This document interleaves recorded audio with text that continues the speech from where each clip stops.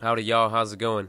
Another week and another set of daily races. For this one we got Tokyo Express, Deep Forest, and Catalunya. When I went to go check Daily Race C, I saw that the meta car was once again the Citroën. I noticed that Daily Race B had more variety of cars, so I decided to do that instead. In qualifiers I tested out the top 3 cars, which were the Audi R8, Ford GT, and the Viper. All 3 were great cars, but somehow ended up using the NSX GT500. For me personally, it just felt more stable when I was pushing it to its limits. That being said, it's on to the race, and I'm starting on the grid in P8.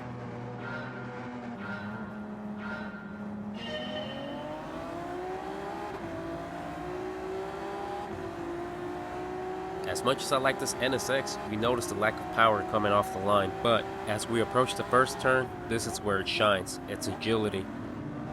Coming out of the turn, the driver in P5 ends up accelerating too early, causing him to slide out a bit. I managed to avoid contact, for now.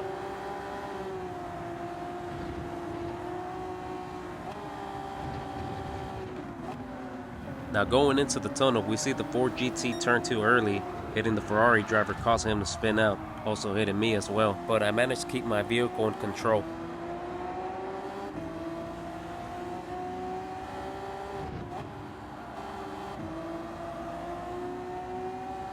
As I approach the straightaway, it's the best example you'll see of how this car lacks the power.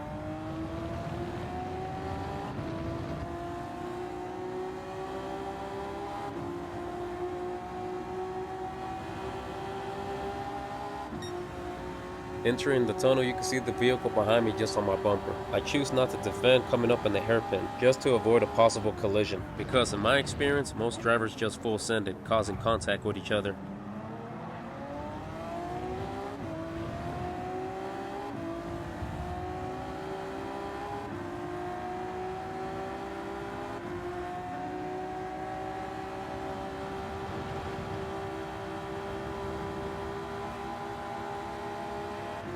As we head into lap 2, you can see that the Ford driver has gained enough momentum to make a move on the Viper. He manages to make the clean overtake, but that Viper with that V10 looks like he was going to put up a fight. Not a clean one either. It looks like he gave him a bump on the rear, causing him to spin out. I'm not sure if that was intentional or not, but it was very unfortunate for the Ford GT driver. As the race continues, I try to stay close to the Viper driver so I can catch the slipstream and hopefully keep up, but again, on the straightaways is where I lose the most time. On to lap 4, and I get overtaken by another Ford GT driver. In lap 5, I go for defense but end up missing my braking point, causing me to run wide and be overtaken by 2 other cars, even having one make contact with me. And honestly, it didn't really bother me. I can only do so much with this NSX.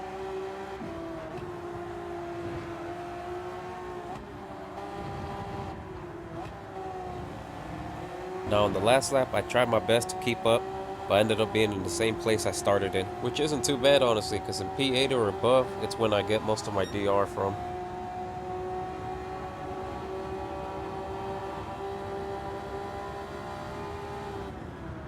As I near the finish line, something unexpected happens. The Porsche driver slows down to allow me to retake P7. I was wondering why he did this. He later said in the chat because of the contact we made in lap 5. The type of sportsmanship you don't see in B lobbies often. Now it's on to the second race. I did decide to do Daily Race C, but without using that ugly piece of dog water Citroën. Sticking with the Japanese theme, I'll be using the Nissan Silvia S15. Much like the NSX, the only downside was the straightaway speed, so I really have to wring out the engine. But man, does it sound so good, honestly.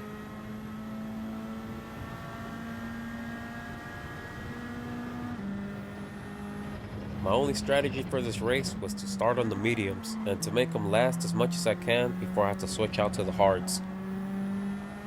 The driver that's behind me does overtake me in this section right here, but I end up getting him back on the next lap.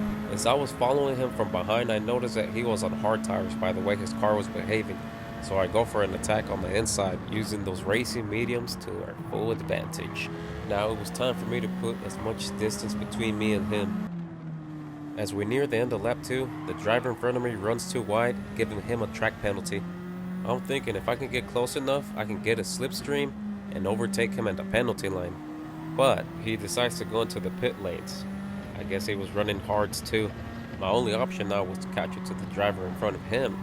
Unfortunately for me though, on the third lap, he also pits.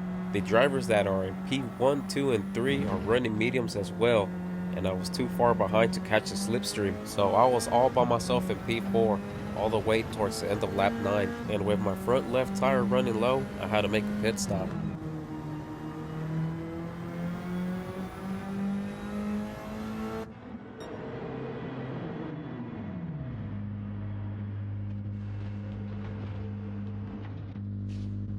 And with that, I went from P4 back down to P7. Luckily for me though, a driver decided to pit towards the end of lap 10, so on the last lap of the race, I ended up in P6.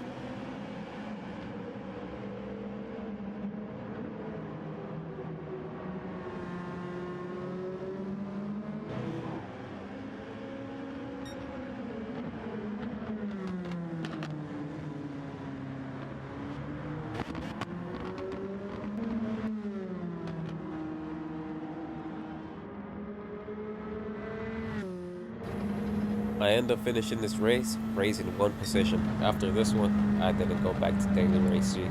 Alrighty guys, that was it for today's video. If you stayed towards the end of the video, I just want to say thank you, and if you enjoyed it too, please leave a like.